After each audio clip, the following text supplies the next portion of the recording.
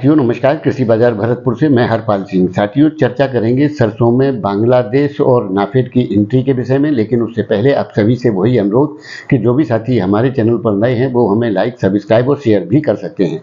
साथियों WhatsApp university में एक समाचार बड़ी तेजी से प्रसारित हो रहा है, जिसके चलते विश्व व्यवस्था जिस प्रकार की उथल पुथल की स्थिति से गुजर रही है, उसके चलते सरसों 9,000 रुपये प्रति कुंटल के स्तर को पार कर सकती है।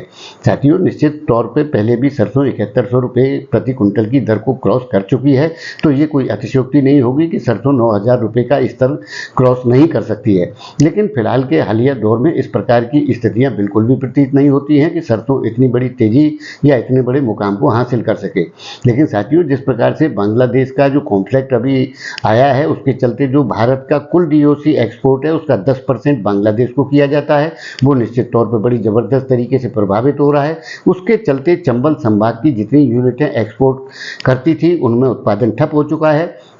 इस प्रकार के समाचार एक मुख्य समाचार पत्र ने प्रकाशित किए हैं, जिसके चलते निश्चित तौर पे डीओसी के अंदर दबाव की स्थितियां देखने को मिल सकती हैं। लेकिन साथियों उसी प्रकार से नाफेड जिस प्रकार से बिक्री की स्थिति में अब आ चुकी है खुले बाजार के अंदर, यानी कि जो 27 लाख टन सरसों का स्टॉक लगभग नाफेड के पास है, उसे अब लगातार बिक्री के लिए जारी करने की सूचनाएं आ रही हैं, जिसके चलते बाजार में आवकों का दौर जो 2.25 लाख से लेकर के 3.25 लाख बैग्स पे आके अटक गया था, उसमें निश्चित तौर से उपलब्धता की स्थिति बढ़ेगी, उसका दबाव भी बाजारों के अंदर देखने को मिलेगा।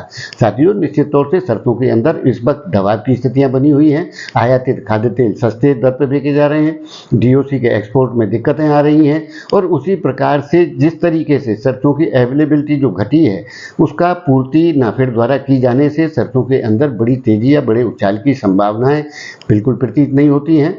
हाँ, इतना तय जरूर है कि सरसों में बड़ी गिरावट की स्थितियां देखने को मिलेगी, ऐसी संभावनाएं बहुत क्षीण है।